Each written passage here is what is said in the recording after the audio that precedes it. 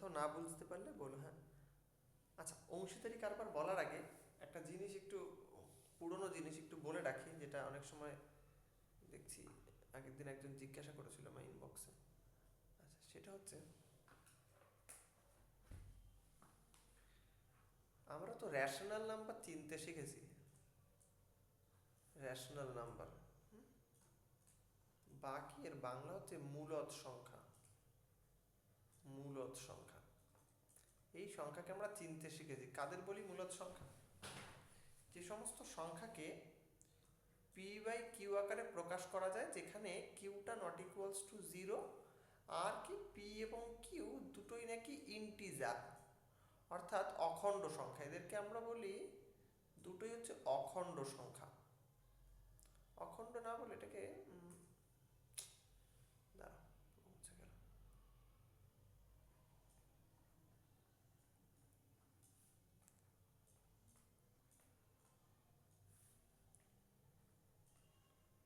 বা মূলদ সংখ্যা। বইতে যে সংজ্ঞা দেওয়া থাকে যে যে সমস্ত সংখ্যাকে পি বাই কিউ আকারে প্রকাশ করা যায়, যেখানে কিনা কিউটা নট ইকুয়ালস টু জিরো এবং পি এবং কিউ দুজনেই হচ্ছে ইন্টিজার, বা ইন্টিজারের বাংলা হচ্ছে পূর্ণ সংখ্যা, তাহলেই নাকি একটা সংখ্যাকে আমরা মূলদ সংখ্যা বলি। এবং অমূলদ সংখ্যাকে সংজ্ঞা দেওয়া থাকে যে যে সমস্ত সংখ্যা নাকি রেশনাল নয়, অর্থাৎ মূলদ নয়, তারাই নাকি অমূলদ সংখ্যা। তার মধ্যে উদাহরণ দেওয়া থাকে যে √2, √3 এরা নাকি অমূলদ সংখ্যা। কিন্তু কোথাও দেখবে ঠিকঠাক করে এটা বলা নেই যে অমূলদ সংখ্যা কাকে বলে। তো অমূলদ সংখ্যাকে চিনবো কি করে? একটা সংখ্যা মূলদ নয় সেটাকে আমি বলছি যে অমূলদ, এটা ঠিক হচ্ছে না। মানে এটা থেকে সবসময় তুমি ঠিক উত্তর পাবে না। অনেক সময় সংখ্যা দেখে তুমি চিনতে পারবে না এটা মূলদ না অমূলদ। তাই জন্য অমূলদ সংখ্যা কাকে বলে সেটা একটু একটু একটু জেনে নিই।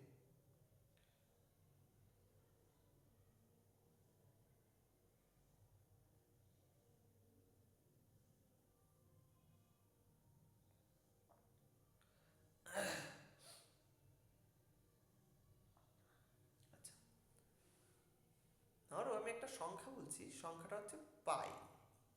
এই সংখ্যাটা সম্পর্কে জানা আছে? পাই জিনিসটা কি? পাই ইকুয়াল টু 22/7, এ তো জানি। বলছো পাই ইকুয়ালস টু 22/7, এটা কোথায় পেয়েছো পাই ইকুয়ালস টু 22/7? এর আগে যখন ম্যাথ করেছি, মানে 9-10-এ, তখন দেখেছিলাম। এখানে কি লেখা ছিল পাই এর ভ্যালু 22/7? পায়ের ভালো।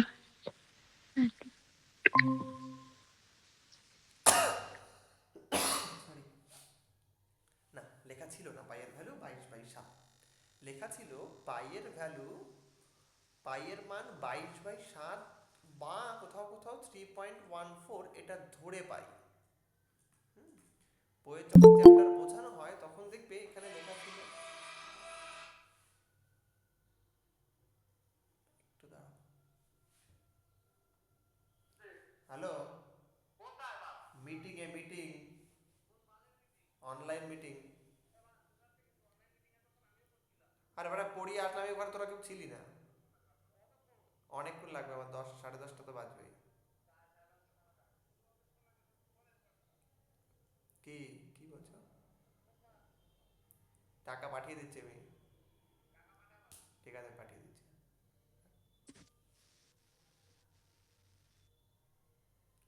আচ্ছা, যেটা ছিলাম, সেখানে বইতে কিন্তু লেখা ছিল না যে 22/7 পাই এর ভ্যালু। হ্যাঁ, যেখানে বইতে বলা ছিল যে পাই জিনিসটা ধারণা এসেছিল একটু বৃত্ত থেকে, সার্কেল থেকে। বলছে বৃত্তের ক্ষেত্রে বৃত্তের পরিধি আর ব্যাসের যে অনুপাত, এই অনুপাতটাকেই বলা হয় পাই। যে কোনো, তুমি যদি একটা বৃত্ত আঁকো, সে বড় আঁকো ছোট আঁকো, তার তুমি পরিধি এবং ব্যাসকে যদি ফিতে দিয়ে মাপো, মেপে যদি তার অনুপাত বার করো, তাহলে সেই অনুপাতগুলো দেখবে সব বৃত্তের ক্ষেত্রেই একটা নির্দিষ্ট মানের সাথে সমান আসছে প্রায় প্রায়। এবং সেই নির্দিষ্ট মানটাকেই বলা হচ্ছিল পাই। এই পাইকে বলা হচ্ছে একটা অমূলদ সংখ্যা, যেটা মূলদ নয়। এবার অনেকেই তোমরা বলছো যে পাইয়ের ভ্যালু নাকি 22/7, তোমরা বইতে লিখেছো বা বইতে ছিল বা তোমরা করেছো, ঠিক 22/7 বা কোথাও কোথাও আমরা 3.14 লিখে অঙ্ক করেছি, কিন্তু সেটা অ্যাপ্রক্সিমেট ভ্যালু, এটা কিন্তু পাইয়ের এক্স্যাক্ট ভ্যালু নয়। ঠিক আছে, এটা কিন্তু পাইয়ের এক্স্যাক্ট ভ্যালু নয়। যদি পাইয়ের ভ্যালু 22/7 হয়, তাহলে 22/7কে তো পি বাই কিউ আকারে লেখা গেছে। পি এবং কিউ দুজনই ইন্টিজার, এবং দেখো কিউটা নট ইকুয়ালস টু 0, তাহলে পাই তো একটা রেশনাল নাম্বার হয়ে যাওয়ার কথা ছিল। কিন্তু পাই কিন্তু রেশনাল নাম্বার নয়। পাইয়ের ভ্যালু তুমি যদি ইন্টারনেটে সার্চ করো, তুমি দেখবে পাইয়ের একটা বড় রকমের ভ্যালু দেবে। ঠিক আছে, পাইয়ের যদি তুমি ভ্যালু ইন্টারনেটে সার্চ করো, দেখবে গুগল করলে তুমি দেখবে উইকিপিডিয়াতে 3.141521592 বলে এরকম একটা বড় একটা লার্জ নাম্বার দেবে, যার কোনো শেষ নেই। এইটা হচ্ছে পাইয়ের এক্স্যাক্ট ভ্যালু, যার কোনো শেষ নেই, চলতেই থাকবে। তাহলে ইরেশনাল নাম্বার কাকে বলবো বা অমূলদ বলবোটা কাকে? তাহলে আমরা দেখলাম যে যেগুলো মূলদ নয় সেগুলো অমূলদ বলছি ঠিকই, কিন্তু তার কোনো ঠিকঠাক সংজ্ঞা পাওয়া যাচ্ছে না, বা কোনো সংখ্যাকে দেখেই কি করে চিনবো এটা অমূলদ কিনা, সেটা একটা প্রশ্ন এখন। কারণ পাই যে জিনিসটা, সেই জিনিসটাকে আমরা এতদিন 22/7 লিখে আসছিলাম, কিন্তু এটা মনে রাখো 22/7 কিন্তু এর ভ্যালু নয়, এটা আমরা অ্যাপ্রক্সিমেট করে অঙ্কের যাতে সুবিধা হয় অঙ্ক করতে, তাই জন্য আমরা এটা ধরে ধরে কাজ করতাম। এই 3.14 এইখানে আমরা অ্যাপ্রক্সিমেট করে এই ভ্যালুটাকে একটা কাছাকাছি, পাইয়ের ভ্যালুর কাছাকাছি একটা ভ্যালু নিয়ে কাজ করতাম। তাহলে অমূলদকে চেনার উপায় কি? বলছে অমূলদ সংখ্যা হচ্ছে সেই সমস্ত সংখ্যা যেগুলো নন রেকারিং।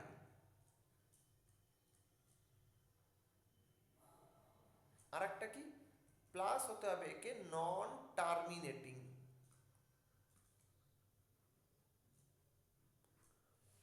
এই দুটো শব্দের একটু বাংলা বোঝার চেষ্টা করি। একটা হচ্ছে নন রেকারিং। এর মানে কি? রেকারিং মানে আমরা দেখবে রেকারিং শব্দটা তুমি বাংলা করো, দেখবে বারংবার যেটা হয়। দেখবে অনেকে ব্যাংকে যখন টাকা রেকারিং করে, মানে একই টাকা নির্দিষ্ট সময় অন্তর দিতে থাকে, মানে বারংবার রিপিটেশন, সেটাকেই বলি আমরা বেসিক্যালি রেকারিং। হুম হুম হুম দিয়ে দেয়। হুম হুম। রেকারিং মানে হচ্ছে, দেখো তুমি যদি আমি লিখি 10/3, এই সংখ্যাটা যদি তুমি ভাগ করে লেখো, তাহলে দেখো আসবে 3.3.3333333 এইভাবে আসতে থাকবে।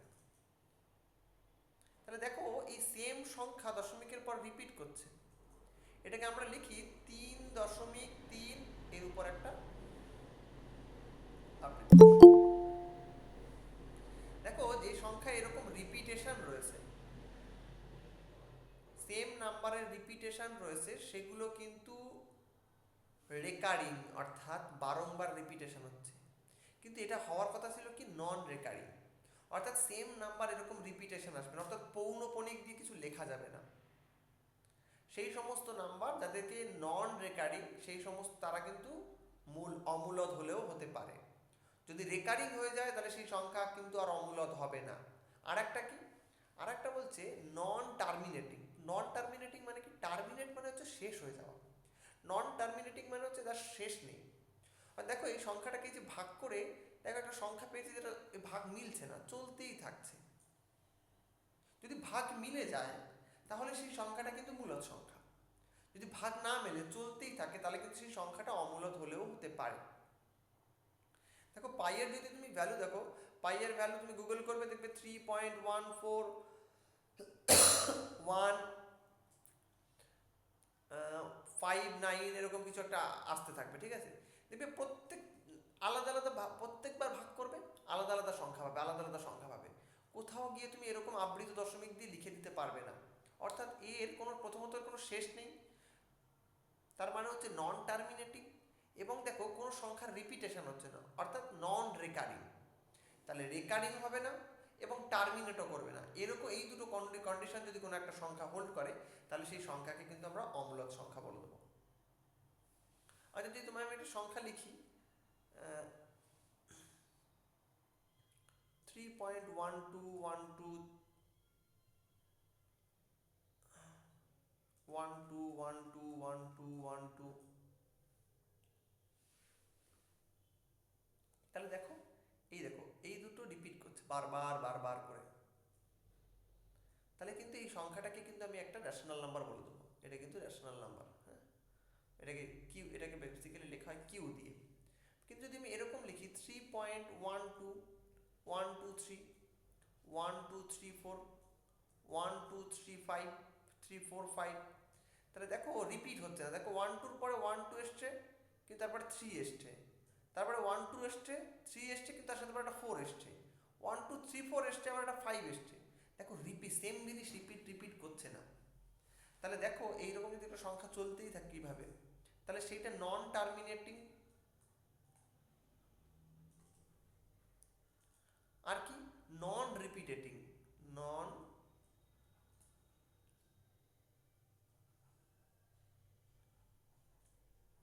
রিপিটেটিং। তাহলে এই ধরনের সংখ্যাগুলোকে কিন্তু তখন আমরা বলবো এটা ইরেশনাল নাম্বার, বা অমূলদ সংখ্যা। যদি বাংলায় বলি তাহলে সেটা হচ্ছে অমূলদ সংখ্যা। এই জন্য আমরা পাইকে বলি অমূলদ সংখ্যা। √3 √2 একে যদি তুমি করো দেখবে 1.41 কিছু একটা এরকম আসতেই থাকবে। তো এই জন্য এইটাকে কিন্তু আমরা বলি একটা অমূলদ সংখ্যা। √3 কে করলেও কিন্তু দেখবে ভাগ মিলবে না, এরকম একটা বড় সংখ্যা আসবে, 1.73 2 পয়েন্ট সামথিং সামথিং চলতেই থাকবে। সেই জন্য এটাকে আমরা বলি একটা অমূলদ সংখ্যা। তাহলে এখন হট করে যদি একটা সংখ্যা দিয়ে বলে যে সংখ্যাটা মূলদ না অমূলদ, তাহলে কিন্তু দেখে চেনা যাবে। আমরা নর্মালি যে সমস্ত সংখ্যা দেখতে পাই, ভগ্নাংশ হোক, পজিটিভ হোক, নেগেটিভ হোক, জিরো হোক, তারা কিন্তু সবাই মূলদ সংখ্যা। মোটামুটি আমরা যে সমস্ত সংখ্যা নিয়ে কাজ করি তাদের বেশিরভাগটাই প্রায় সবাই মূলদ সংখ্যা। কিন্তু তাদের মধ্যে যারা যারা রয়েছে, যে পাই, ই, যাদের ই বলে একটা সংখ্যা রয়েছে, ই, এরা কিন্তু সবাই অমূলদ। √2 √3 √7 বা এই রকম যদি দশমিক আকারে কোনো সংখ্যা থাকে যেটা নন রিপিটেটিং নন টার্মিনেটিং, তাদের কিন্তু অমূলদ বলবো। ক্লাস 7 বইতে বা 8 বইতে কোথায় দেখবে একটা মূলদ সংখ্যার চ্যাপ্টার আছে, সেই চ্যাপ্টারে দেখবে অমূলদ সংখ্যা কি করে তৈরি করা হয় সেটা কিন্তু বলা আছে। যদি কারোর কাছে বই থাকে একটু দেখে নিও, তাহলে দেখবে জায়গাটা একটা ক্লিয়ার হয়ে যাবে। এটা কিন্তু অনেকের কাছে ক্লিয়ার নয় যে অমূলদ সংখ্যা কি জিনিস, তারা জানে মূলদ না হলে অমূলদ। তো এই জায়গাটা নিজে একটু বুঝে ক্লিয়ার করে নেবে অমূলদ সংখ্যাগুলো কোনটা। একটা হচ্ছে রিপিট করবে না সেম জিনিস, আর একটা হচ্ছে টার্মিনেট করবে না। দেখো একটা সংখ্যা লিখছি 22.2, দেখো টার্মিনেট করে গেছে, শেষ হয়ে গেছে, তাহলে এটা মূলদ সংখ্যা। আমি লিখছি 123.45, দেখো টার্মিনেট করে গেছে, শেষ হয়ে গেছে, তাহলে এটা মূলদ সংখ্যা। কিন্তু যদি টার্মিনেট না করে 1 2 3 পয়েন্ট চলতেই থাকে, 4 5 6, তাহলে দেখো টার্মিনেট করছে না, আবার দেখো প্রত্যেকবার নতুন সংখ্যা আসছে, তাহলে কিন্তু এটা একটা অমূলদ সংখ্যা, এটা কিন্তু একটা ইরেশনাল নাম্বার। ঠিক আছে?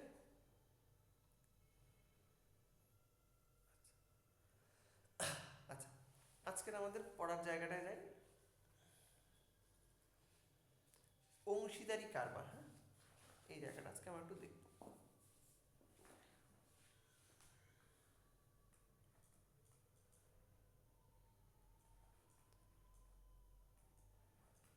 অংশীদারি কারবার মোস্ট প্রবাবলি ক্লাস 10 সিলেবাসে রয়েছে অংশীদারি কারবার। কি এর মানে? কারবার মানে হচ্ছে ব্যবসা, হ্যাঁ, আর অংশীদার মানে হচ্ছে সেই ব্যবসার বিভিন্ন রকম মানুষের অংশীদারিত্ব থাকবে। অর্থাৎ যে ব্যবসা এককভাবে, অর্থাৎ নিজে না, অনেকে মিলে বা কয়েকজনে মিলে করা হয়, সেই ব্যবসাকেই বলে আমরা অংশীদারি কারবার। ঠিক আছে? আচ্ছা, তাহলে ধরো একজন ব্যক্তি এ, ধরো 10,000 টাকা দিয়ে একটা ব্যবসা শুরু করেছে। সেই ব্যবসার পরে সে 1 বছর পরে দেখলো তার 10% লাভ হয়েছে। তাহলে সেই 10% লাভ মানে 1,000 টাকার 10% লাভ মানে তার 10,000 টাকা 10% মানে হচ্ছে 1,000 টাকা তার লাভ হয়েছে, তাহলে টোটাল তার টাকা হয়ে গেছে এই 10,000 যোগ 1,000 মানে হচ্ছে 11,000 টাকা।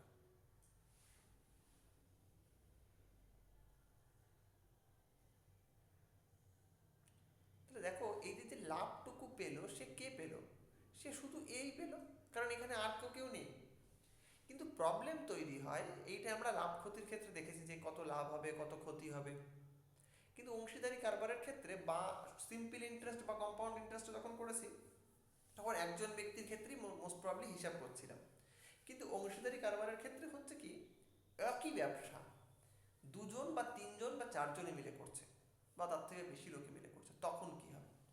ধরো এ এবং বি দুজনে ব্যবসা শুরু করেছে। এ 10,000 টাকা দিয়ে ব্যবসা শুরু করেছে, এও 10,000 টাকা দিয়ে ব্যবসা শুরু করেছে। বছর শেষে দেখলো 3,000 টাকা লাভ হয়েছে। তাহলে এও যে পরিমাণ অর্থ দিয়েছিল এও সেই পরিমাণ অর্থ দিয়েছে, তাহলে লাভও ঠিক সম পরিমাণ পাওয়া উচিত। তাহলে এই 3,000 টাকা তারা দুভাগে ভাগ করে নেবে, এ 1,500 এ 1,500। এইরকম হলে প্রবলেম হচ্ছে না। কিন্তু যদি এরকম হতো যে ধরো এ একটা ব্যবসা শুরু করেছে, বি একটা ব্যবসা শুরু করেছে, এ দিয়েছে 1,000 টাকা, বি দিয়েছে 1,500 টাকা, এবং বছর শেষে তারা দেখছে 300 টাকা লাভ হয়েছে, তাহলে এ আর বি কে কত টাকা পাবে?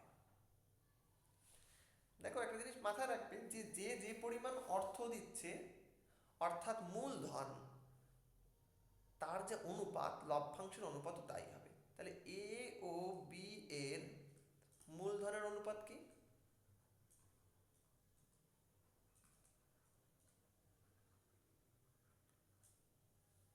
1,000:1500, তার মানে 2:3। তাহলে লভ্যাংশের অনুপাতও তাই হবে। তাহলে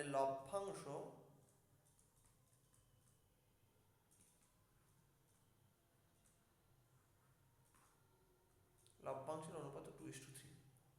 অর্থাৎ এই যে 300 টাকা পেলো, তাহলে এখন এই 2:3 অনুপাতে ভাগ হবে। তাহলে এ পাবে কত টাকা? এ পাবে 300 টাকা এর 2/2 + 3 অংশ, অর্থাৎ 300 × 2/5, তাহলে 5×6 = 30, তার মানে 120 টাকা। আর বি পাবে 300 × 3/2 + 3, তাহলে 300 × 3/5, তার মানে হচ্ছে 60, 3×6 = 18, 180। বোঝা গেছে? এই হচ্ছে সমস্যা। এবার দেখো জটিলতা আরো বাড়তে পারে এর থেকেও। কেমন? এর থেকে কিভাবে জটিলতা বাড়তে পারে? ধরো এ বছরের শুরুতে, ব্যবসা শুরুতে, অর্থাৎ জানুয়ারির 1 তারিখে ধরো 1,000 টাকা দিয়ে ব্যবসা শুরু করেছে। বি ধরো জানুয়ারির শুরুতে 1,200 টাকা দিয়ে ব্যবসা শুরু করেছে, ঠিক আগের প্রবলেমের মতো। আগে 1,500 দিচ্ছিল, বা ধরো এটা 1,500ই করে দিই, আমি এটা 1,500ই করে দিচ্ছি। ধরো আরো একজন ব্যবসায়ী রয়েছে, সে বছরের শুরুতে আসেনি, সে বছরের মাঝখানে এসে 2,000 টাকা দিয়েছে। এবার তাহলে কি করে হিসাব হবে? একই সময় যদি প্রত্যেকে টাকা দিত, তাহলে তাদের লভ্যাংশের, আমি তাদের মূলধনের অনুপাত বার করতাম, আমরা তার থেকে তাদের লভ্যাংশের অনুপাত পেয়ে যেতাম, মোট যে লাভ হতো তারা তাই সেই লভ্যাংশের অনুপাতে ভাগ করে নিত। কিন্তু এর এই টাকাটা খেটেছে 1 ইয়ার, এই টাকাটা খেটেছে 1 ইয়ার, এর খেটেছে 6 মান্থ, তাহলে নিশ্চয়ই লভ্যাংশের অনুপাত ঠিক আগে যেভাবে বার করছিলাম সেইভাবে বার করলে আমার হবে না। তখন কি করব? তখন আমরা একটা অন্য পদ্ধতি অ্যাপ্লাই করব। কি পদ্ধতি? যে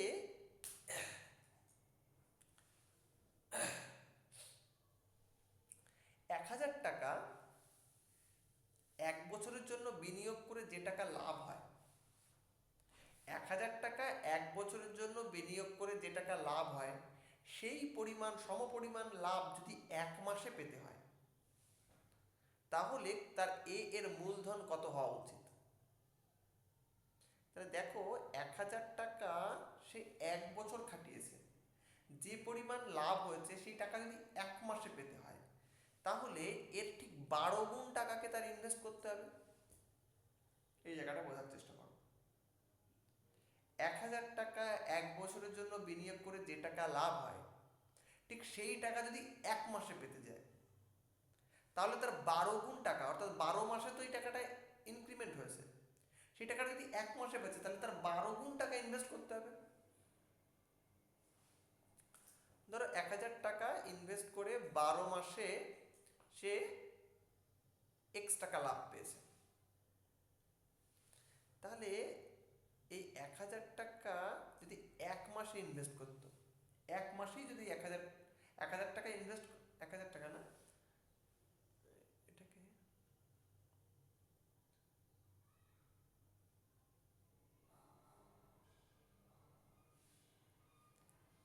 12 মাসের জায়গায় 1 মাসে ঠিক সেম পরিমাণ লাভ পেতে গেলে তাকে কত টাকা ইনভেস্ট করতে হবে? বেশি ইনভেস্ট করতে হবে। তাহলে কত ইনভেস্ট করতে হবে? 8 গুণ 12। 1,000 টাকায় 12 মাসে সে এক্স টাকা লাভ পায়, তাহলে 1 মাসে সেই সম পরিমাণ লাভ করতে গেলে তাকে আরো বেশি টাকা দিতে হবে। কত টাকা দিতে হবে? তাহলে 12 গুণ টাকা দিতে হবে। তাহলে দেখো এ যে পরিমাণ লাভ করে সেই পরিমাণ লাভ 1 মাসে পেতে গেলে এর মূলধন হতে হবে এত টাকা। বি যে পরিমাণ লাভ করে সেই পরিমাণ লাভ 1 মাসে পেতে গেলে তাকে ইনভেস্ট করতে হবে এত টাকা। সি যে পরিমাণ লাভ, দেখো এ 6 মাসে করেছে, যে পরিমাণ লাভ 6 মাসে করেছে সেটা 1 মাসে পেতে গেলে তাকে ইনভেস্ট করতে হবে 2,000 × 6। এবার তাদের মূলধনের অনুপাত বার করো। এবার তাদের মূলধনের অনুপাত হচ্ছে A:B:C। তাহলে দেখো 1,000:12:1500 × 12, 2,000 × 6। তাহলে এখানে 2:2, এখানে একটা কাজ করো, এই শূন্য কাটো, দ্রুত করে শূন্য কাটো। আচ্ছা, তাহলে এখানে থাকছে 20:15:12:20:6। আচ্ছা, যদি এবার কাটো, 5 দিয়ে কাটলে 4 × 5 = 20, 3 × 5 = 15 × 12, 4 × 6। ঠিক আছে। যদি 4 দিয়ে কাটো তাহলে হচ্ছে 1:12:6।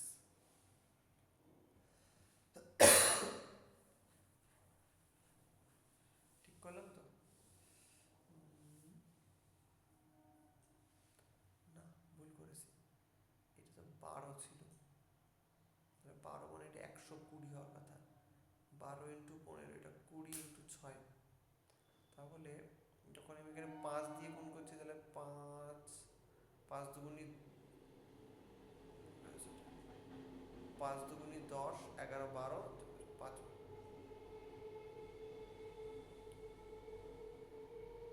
4 × 5 = 20।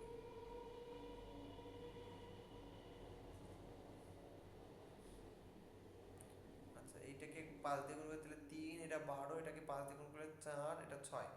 আচ্ছা, তাহলে এটাকে যদি আমি 4 দিয়ে ভাগ করি তাহলে 4 × 6 = 24, তাহলে এটা হচ্ছে 6। এটাকে 4 দিয়ে ভাগ করেছি, তাহলে হচ্ছে এখানে ছিল হচ্ছে 3। তাহলে এটাকে দেখো 12 দিয়ে যদি ভাগ করি তাহলে 12 দুগুণে 24:3:2। তাহলে তাদের এখন লভ্যাংশের অনুপাত এইটা। এখন যে পরিমাণ লাভ হবে সেই পরিমাণ লাভ তারা এই অনুপাতে ভাগ করে নিতে পারবে।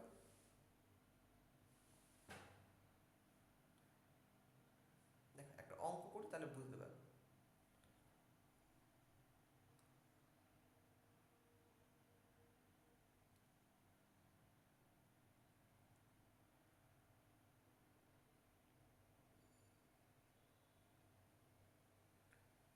ধরো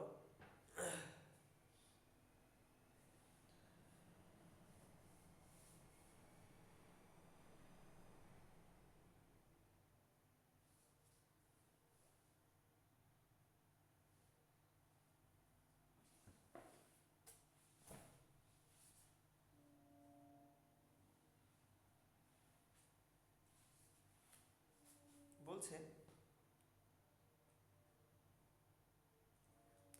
এক ব্যবসায়ী বছরের প্রথমে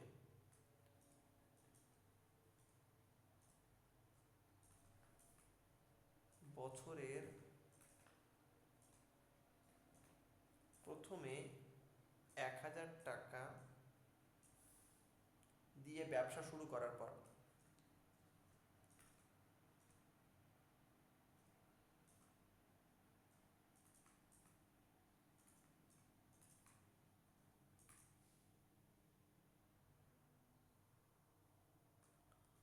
4 মাস, 6 মাস ও 8 মাস পরে আরো 3 জন যোগ দিল।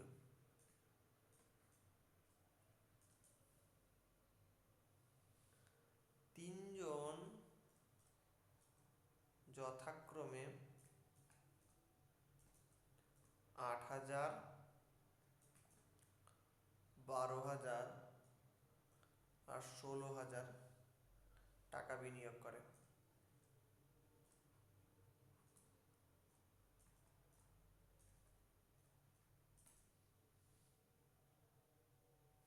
বছরের শেষে 8,000 টাকা লাভ হয়।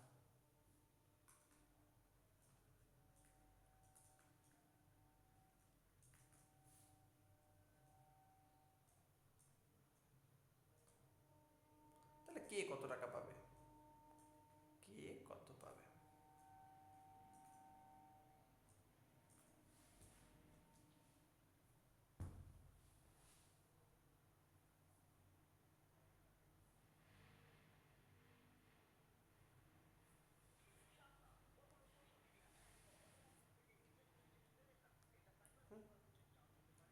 তাহলে দেখো, প্রথম যিনি শুরু করেছেন, তিনি 1,000 টাকা দিয়ে ব্যবসা শুরু করেছেন। তিনি তার টাকাটা কমাস খাটছে, 12 মাসই খাটছে। তারপরের জন, হ্যাঁ বল, ক্লাসে মিটিং তো টাকাটা দিয়ে দে, আমি দিচ্ছি, তোকে পাঠাচ্ছি। আরে 750 টাকা নেই, আমি আমি পাঠিয়ে দিচ্ছি একটু বাড়ি। তোকে তো বললাম আমি পাঠাচ্ছি না, তারা অনলাইনে।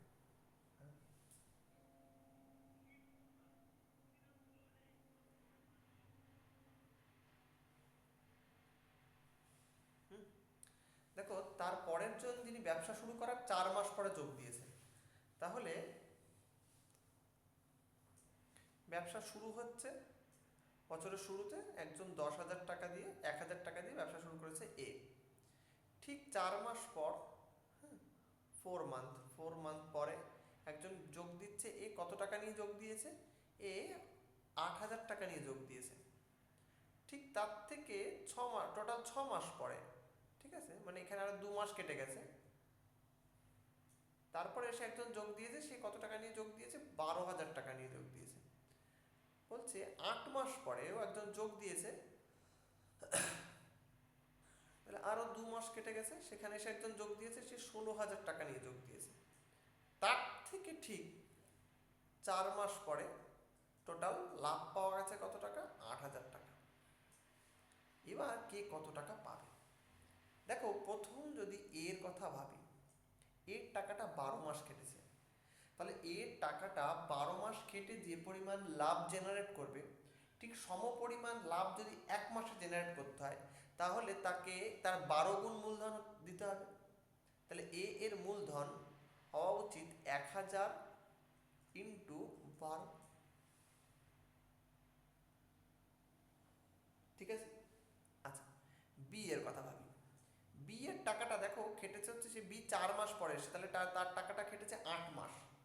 তাহলে এই 8 মাসে সে যে পরিমাণ লাভ করলো, সেই সমপরিমাণ লাভ যদি 1 মাসে তাকে পেতে হতো, তাহলে তার মূলধন কত হতে হতো? এই টাকাটার 8 গুণ। সি এর ক্ষেত্রে টাকাটা দেখো 6 মাস কেটেছে, কারণ সে 6 মাস পরে এসেছিল। তাহলে যে পরিমাণ লাভ তিনি 6 মাসে করেছে, সেই পরিমাণ লাভ 1 মাসে করতে হলে তার 6 গুণ টাকা ইনভেস্ট করতে হতো। ডি এর ক্ষেত্রে যে পরিমাণ টাকা ইনভেস্ট করেছে সেই টাকাটা খেটেছে 4 মাস, তাহলে সেই 4 মাসে যে পরিমাণ লাভ পেলো সেটা 1 মাসে পেতে গেলে তার থেকে 4 গুণ বেশি ইনভেস্ট করতে হতো। এবার দেখো তাহলে এ বি সি ডি এই 4জনের মূলধনের অনুপাত হচ্ছে 1000 ইন্টু 12:8000 ইন্টু 8:12000 ইন্টু 6:16000 ইন্টু 4। তাহলে সমস্ত শূন্য কেটে দাও, তাহলে থাকবে হচ্ছে 12:8:8, 8 গুণ 8, আর এখানে 12 গুণ 6, এখানে থাকবে হচ্ছে 16 গুণ 4, তাই তো? এবার দেখো তুমি যদি 4 দিয়ে ভাগ করো তাহলে 3 4 12, 4 2 8 গুণ 4, 3 4 12 গুণ 6 16। তাহলে দেখো এখানে পাচ্ছ হচ্ছে 3, এখানে পাচ্ছ 4 2 16, এখানে পাচ্ছ হচ্ছে 18, এখানে পাচ্ছ হচ্ছে 16। তাহলে তাদের মূলধনের অনুপাত হচ্ছে এইটা। তাহলে তাদের লভ্যাংশের অনুপাত কত হবে? যে পরিমাণ টাকা তারা ইনভেস্ট করেছে ঠিক সেই পরিমাণেই তারা লভ্যাংশ পাবে। তো মূলধনের যা অনুপাত বেরিয়েছে ঠিক সেই পরিমাণ তারা লাভ পাবে।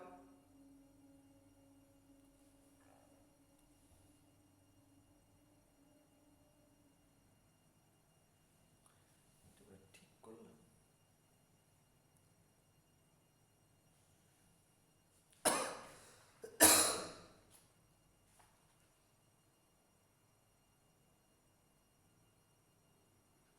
এখানে একটু ভুল আছে, হ্যাঁ, অঙ্কটা একটা ভুল আছে। ভুলটা হচ্ছে বইতে মিস করেছে, এটা না 10,000 হওয়া উচিত, নাহলে এত কম এটা হওয়া উচিত না, এটা 10,000 হওয়া উচিত। মিস্টেক আছে প্রিন্টিং।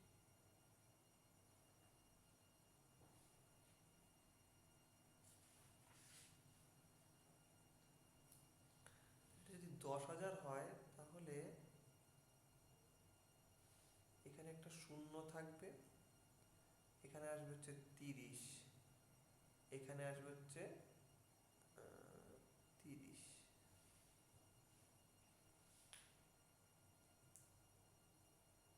তাহলে 30, 16, 18, 16।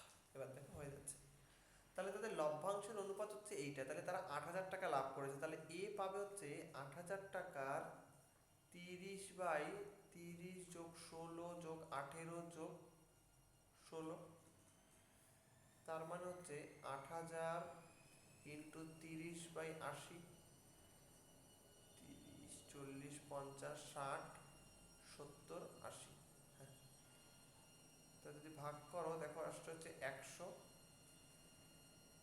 100 না, তাহলে সে পাবে 3,000 টাকা। হলো? বি পাবে 8,000 টাকার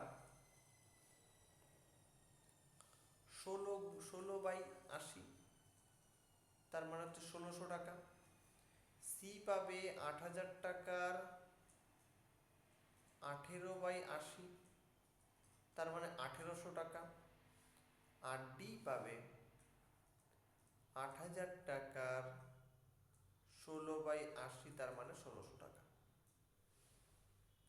এই অঙ্কগুলো ক্লাস 10-এ করতে, ঠিক আছে? সেই অঙ্কগুলোই দেওয়া রয়েছে, কিন্তু আমরা পুরো খুলে করেছি বলে এত বড়।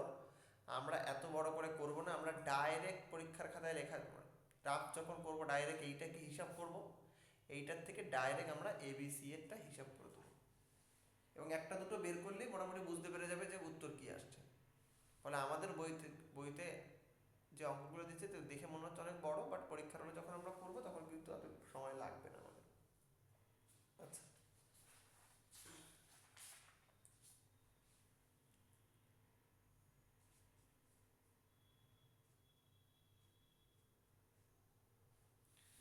বলছে কোন একটা ব্যবসায় এ বি সি লাভের অনুপাত,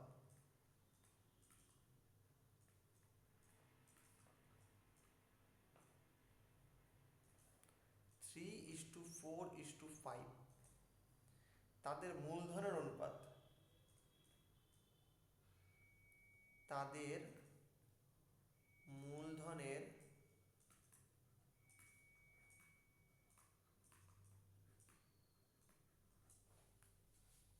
নিয়োজিত সময়ের অনুপাত,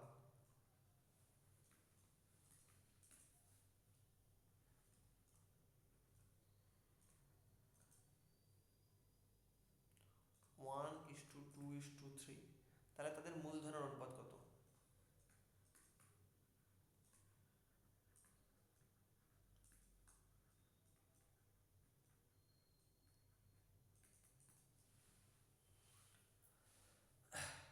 ভাবো।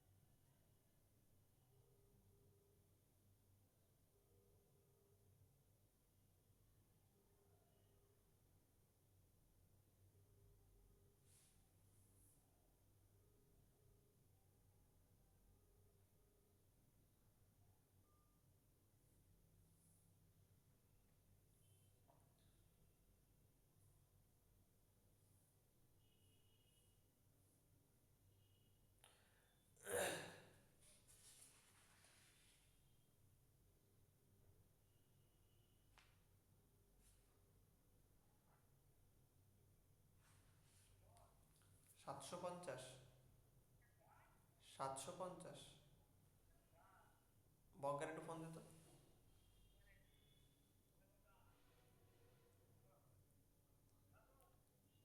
তোরা সবাই যাচ্ছিস কনফার্ম তো? সৌভিক কি বলছে? তাহলে 750 দিয়ে দিলাম। ঠিক আছে ঠিক আছে, দিয়ে দিচ্ছি। হুম হুম হুম হুম।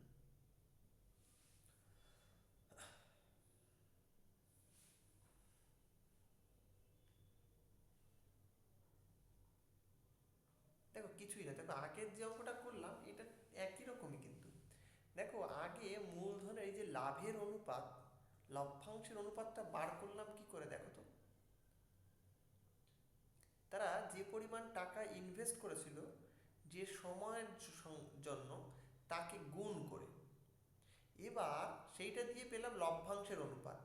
এখানে দেখো এপিসি এর লাভের অনুপাতটা বলা রয়েছে এবং তারা যে সময়ের জন্য ইনভেস্ট করেছে সেই সময়টা বলা রয়েছে।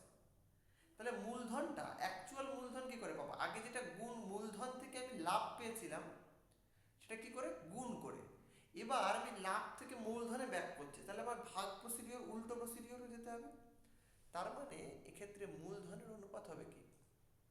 মূলধনের অনুপাত 3/1 ইস টু 4/2 ইস টু 5/3, অর্থাৎ এইটা হবে হচ্ছে 3:2:5/3। তাহলে সবাইকে যদি 3 দিয়ে গুণ করে দিই তাহলে 3 3 9 গুণ 3 দুগুণী 6 গুণ 5।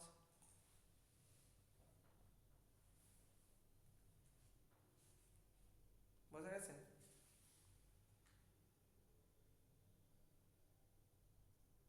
না বুঝতে পারলে বলো।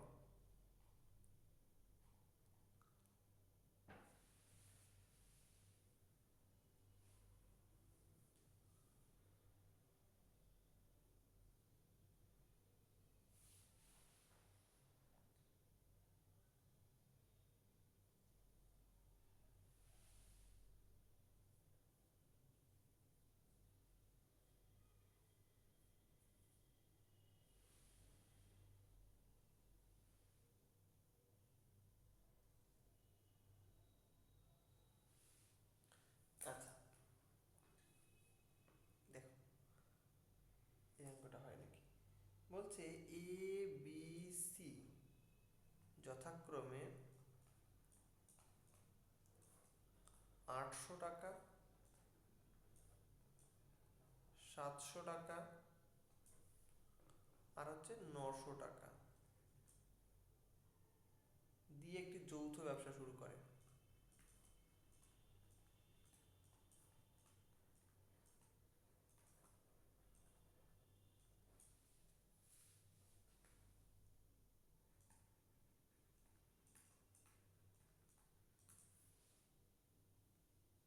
কয়েক মাস পর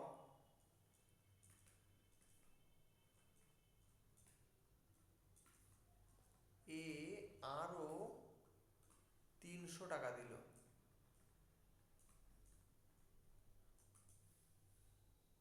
বছরের শেষে মোট 300 টাকা লাভ হয়।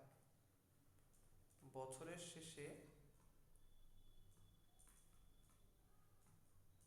মোট 300 টাকা লাভ হয়।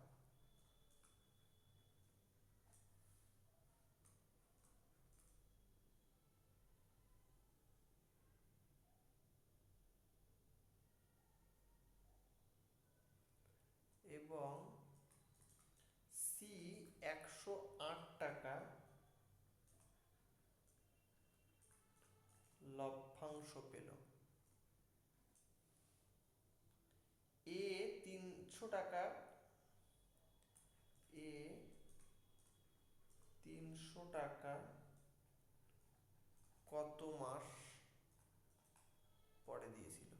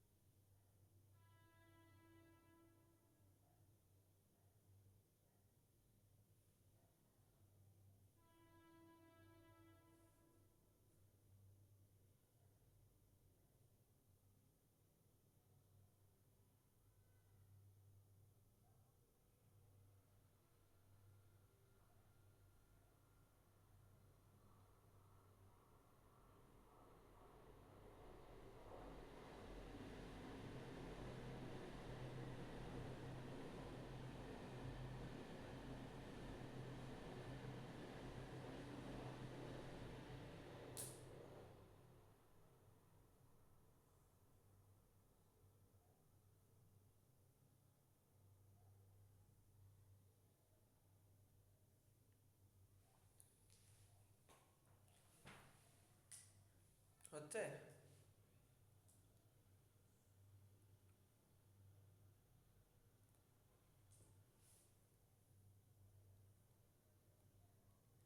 দেখো, ও বলছে এবিসি যথাক্রমে 800 টাকা, 700 টাকা, 900 টাকা দিয়ে একটা যৌথ ব্যবসা শুরু করে। যদি এইভাবেই যদি পুরো বছর চলতো তাহলে এবিসি এর মূলধনের অনুপাত বার করতাম,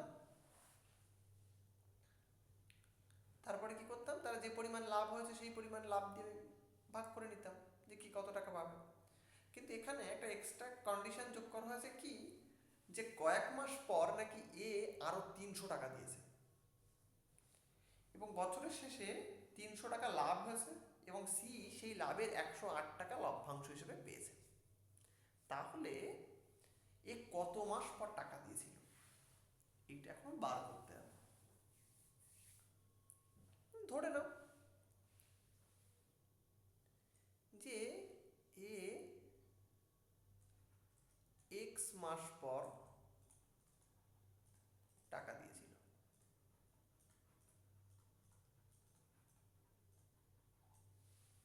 তাই তো? তাহলে দেখো এর ক্ষেত্রে ফার্স্ট এক্স মাস খেটেছে কত টাকা? 8,000 টাকা, তাই তো? সরি, 800 টাকা, এটা হবে না, 800 টাকা। এবং তারপরের 12 মাস থেকে এক্স মাস বাদ দিলে যত মাস পড়ে থাকবে সেই মাসগুলো খেটেছে 800 প্লাস 300 টাকা, অর্থাৎ 1100 টাকা। অর্থাৎ এর যে পরিমাণ যে পরিমাণ লাভ করে সেই পরিমাণ লাভ যদি 1 মাসে পেতে হয় তাহলে এর মূলধন হবে 800 ইন্টু এক্স প্লাস এই টাকাটা ইন্টু 1100। বি এর ক্ষেত্রে কোনো সমস্যা নেই, বি এর ক্ষেত্রে বি 700 টাকা দিয়েছে, বি এর 700 টাকা 12 মাস ধরে কেটেছে, তাহলে সেই পরিমাণ লাভ 1 মাসে পেতে গেলে তাকে এত পরিমাণ মূলধন দিতে হবে। আর সি এর ক্ষেত্রে সি 900 টাকা দিয়েছে, সি এর ক্ষেত্রে কোনো অসুবিধা নেই, সে তার টাকাটা 12 মাস কেটেছে। তাহলে তাদের মূলধনের অনুপাত বেসিক্যালি পাচ্ছি কত একটু দেখো তো। এখানে 800 এক্স প্লাস 12কে 12, 12 গুণ 1100 মাইনাস 1100 এক্স, তার মানে 12কে 12 দুইতে আমার 1, 12কে 12 টাকে 13, দুটো শূন্য মাইনাস 800, 900 300 এক্স। এবার তাদের মূলধনের যদি অনুপাত বার করো তাহলে A is to B is to C, দেখো 1 3 2 দুটো শূন্য minus 300 x is to 700 into 12 is to 900 into 12, 1 3 2 minus 3x। এখান থেকে যদি তুমি করো তাহলে হচ্ছে 7 গুণ 12, আর এখান থেকে 9 গুণ 12,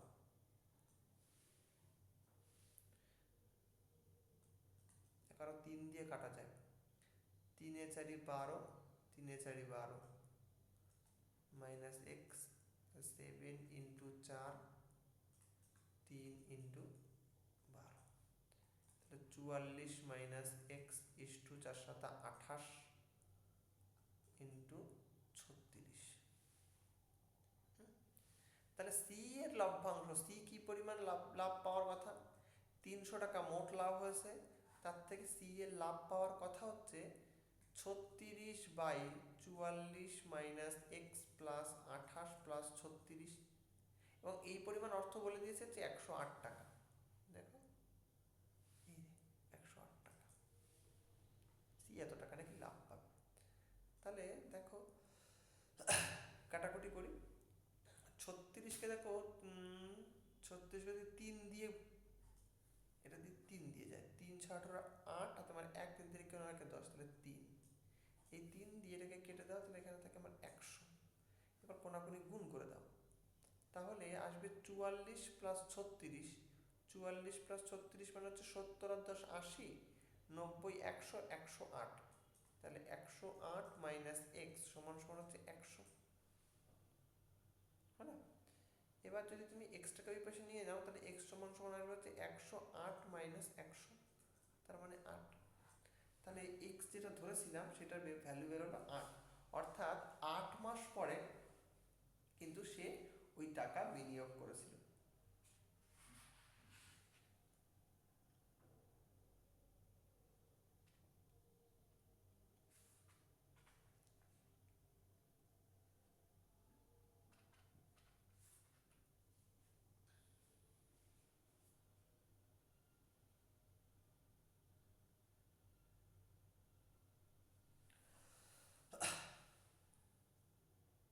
ঠিক আছে, বুঝতে অসুবিধা হলে কারোর বলো।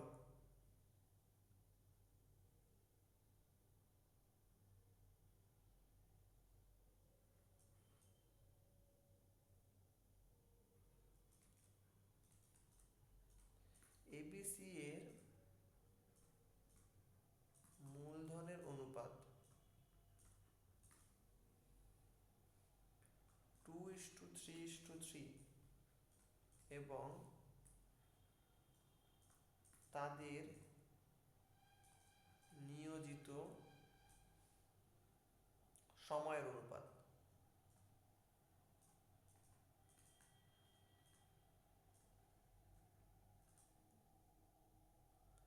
3:4:5 হলে লভ্যাংশের অনুপাত কত?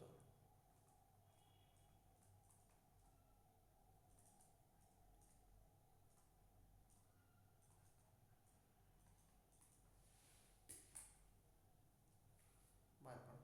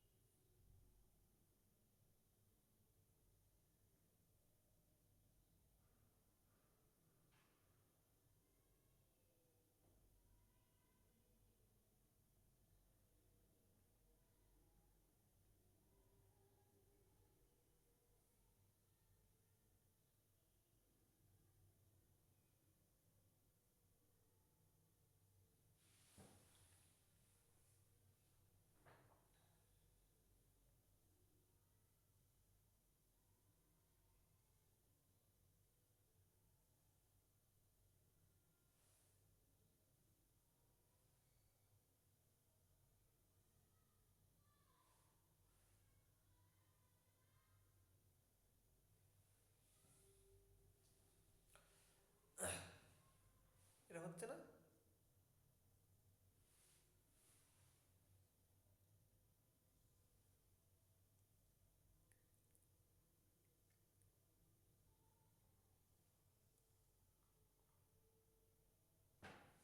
এবিসি এর মূলধনের অনুপাত বলে দিয়েছে এইটা, তাদের নিয়োজিত সময়ের অনুপাত 3:4:5।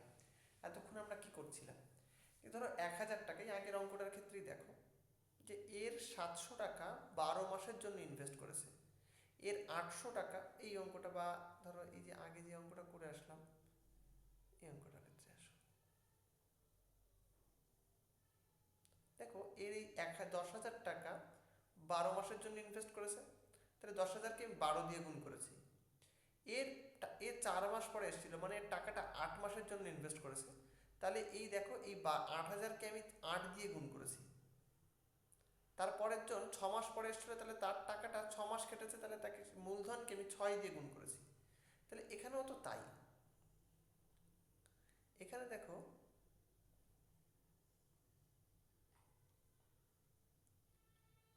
বলছে মূলধন বলে দিয়ে দিয়েছে, এই টাকাটা এই সময়ের জন্য কেটেছে, তাহলে তাদের যে লভ্যাংশ হবে সেইটা হবে যে 2 গুণ 3 3 গুণ 4 3 গুণ 5, তাহলে 3 দুগুণে 6 3 4 12 15, যদি 3 দিয়ে কাটো তাহলে 3 দুগুণে 6 3 4 12 3 5 15, এইটাই হবে।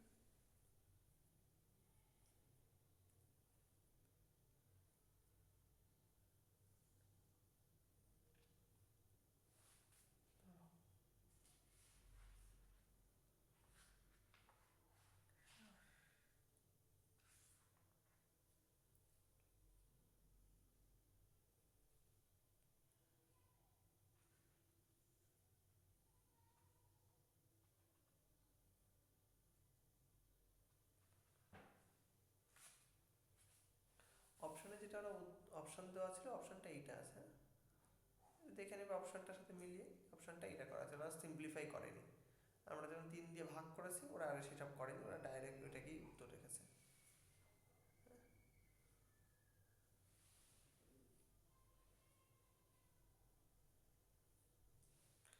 আচ্ছা, বলছে একটা যৌথ ব্যবসায় এ 16,000 টাকা 8 মাসের জন্য এবং বি কিছু টাকা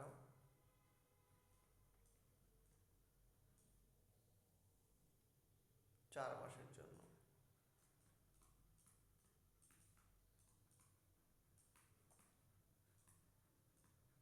বিনিয়োগ করে, সময় শেষে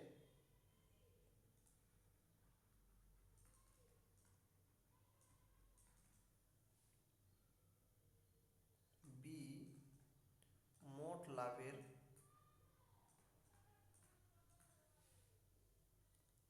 2/7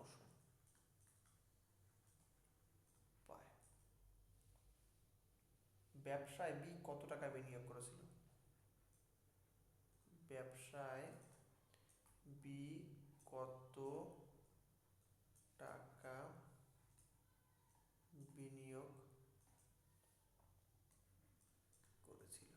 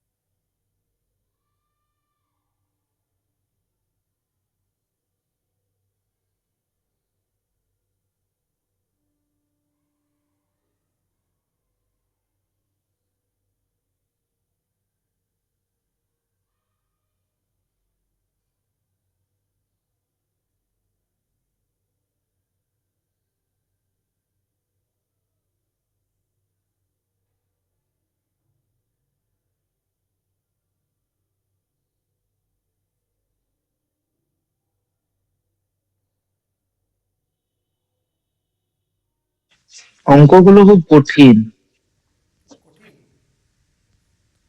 কঠিন লাগছে আমাদের, পারছি না। না, একটু প্র্যাকটিস অনেকদিন করো না তো, ক্লাস 10-এর অঙ্ক দেখবে এগুলো সবই। হ্যাঁ, ক্লাস 10-এ আছে কিন্তু ওই পারছি জন্য না। ওই জন্য তো মানে অনেকদিন করো না বলে এগুলো একটু কঠিন মনে হচ্ছে। এখানে যা সমস্ত অঙ্ক দেখবে সবটাই ক্লাস 10-এর অঙ্ক থেকে তোলা। এই সেম টাইপের অঙ্ক একদম, হয়তো সেম ডিজিটেও কিছু কিছু থাকতে পারে, তবে ক্লাস 10-এ আছে। এখান থেকে পরীক্ষায় কমই আসে, একাত্তেই আসবে, তবু আমরা সবটাই লভ্যাংশের অঙ্ক না? অংশীদারি করবার লভ্যাংশেরই, তবু আমরা করে রাখি যদি আসে।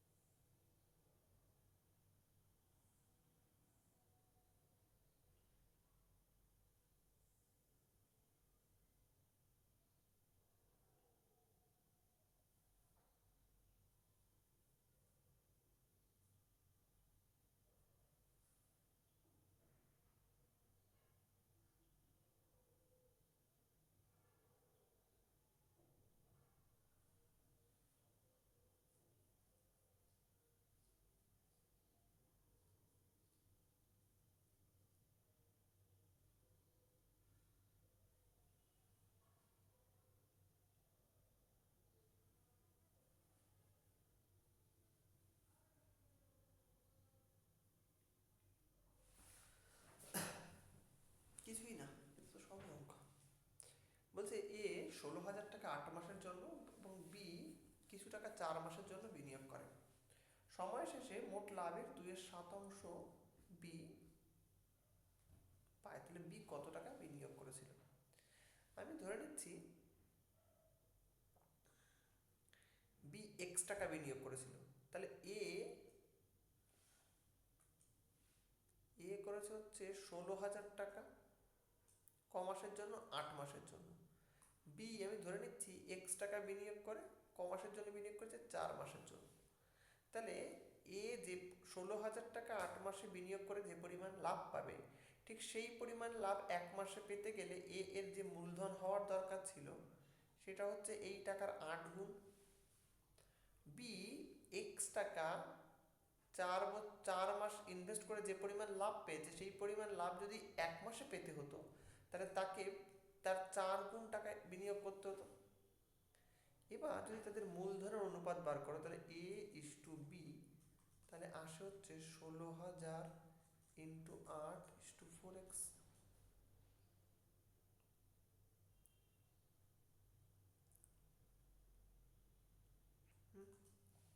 তাহলে তুমি 4 দিয়ে যদি কাটো তাহলে দেখো এখানে 4 দিয়ে কাটলে এখানে 2 হবে, তাহলে 16×32 বলছে বি কত টাকা বিনিয়োগ করেছিল। তাহলে যদি এই যে হচ্ছে তাদের মূলধনের অনুপাত, তাহলে তাদের লভ্যাংশের অনুপাতও একই। তাহলে বি এর লভ্যাংশ কত, লভ্যাংশের অনুপাত কত? বি এর লভ্যাংশের অনুপাত হচ্ছে এক্স বাই 32,000 প্লাস এক্স। এইটাই তো বলে দেওয়া রয়েছে 2/7। তুমি যদি এখান থেকে হিসাব করো তাহলে তুমি পাচ্ছ 7x ইকুয়ালস টু হচ্ছে 32×64, 3টে 0 প্লাস 2x। তার মানে এখান থেকে তুমি পাচ্ছ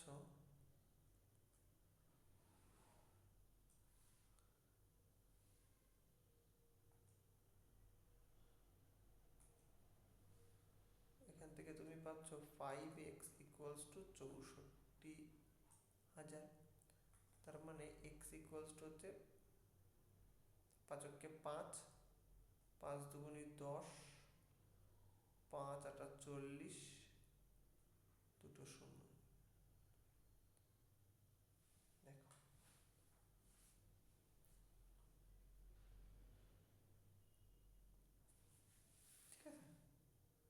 ঠিক আছে, এই এত টাকা ইনভেস্ট করেছিল।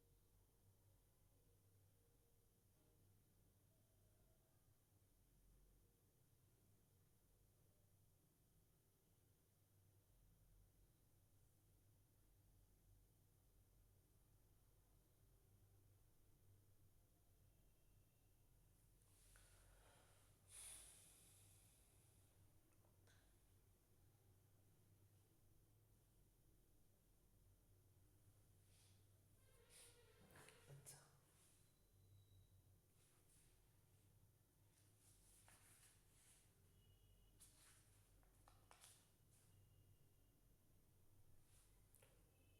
এটা করো তো। বলছে কোনো একটা ব্যবসায় রাম, যদু ও মধু যথাক্রমে 800 টাকা, 800, 600 আর 1000 টাকা বিনিয়োগ করে।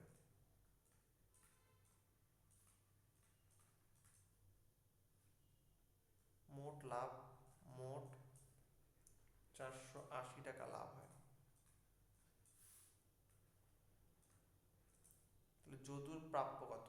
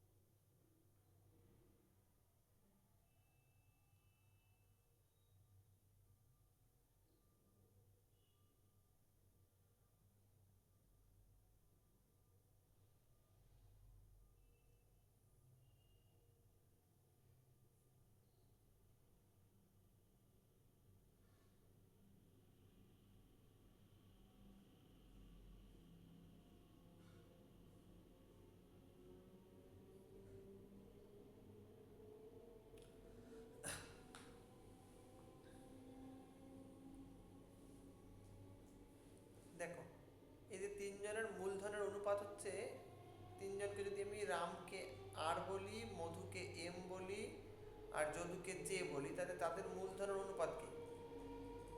800:600:1000। তার মানে হচ্ছে 8:6:10। তার মানে 4:3:5। তাহলে মোট লাভ হচ্ছে 480 টাকা। তাহলে যদু কত পাবে? যদু পাবে, যদু হচ্ছে মাঝের জন, তাহলে 3/4 + 3 + 5 × 480, তাই তো? তার মানে হচ্ছে 3/4 × 480, 12×4 = 24, 3×12 = 34, 4×48, 120।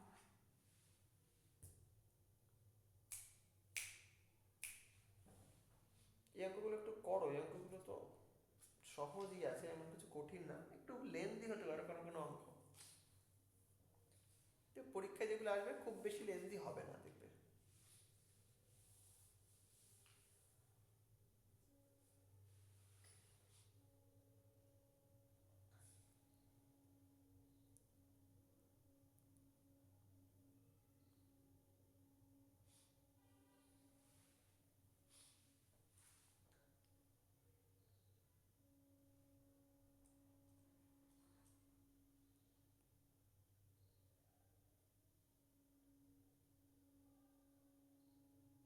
বলছে কিছু টাকা এ বি সি এর মধ্যে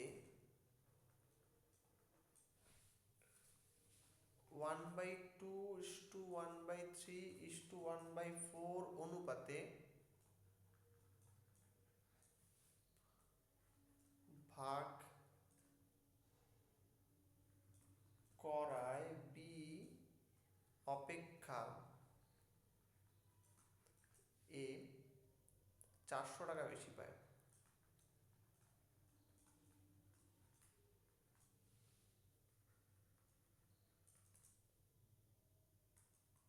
তিনজনের মধ্যে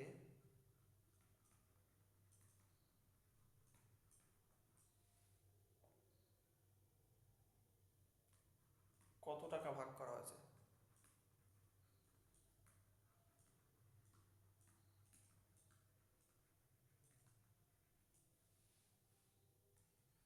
দেখো কত টাকা ভাগ করা হয়েছে জানতে চেয়েছে, কিছুই না, আমি ধরে নিচ্ছি এক্স টাকা ভাগ করা হয়েছে, তাই তো? তাহলে এক্স টাকা থেকে বি কত পাবে? এক্স টাকার থেকে বি পাবে হচ্ছে, আচ্ছা একটু চেঞ্জ করে নিই আমরা, তাহলে দেখো তাদের বলতে বলছে এই অনুপাতে ভাগ করবে, তাহলে 1/3:1/4।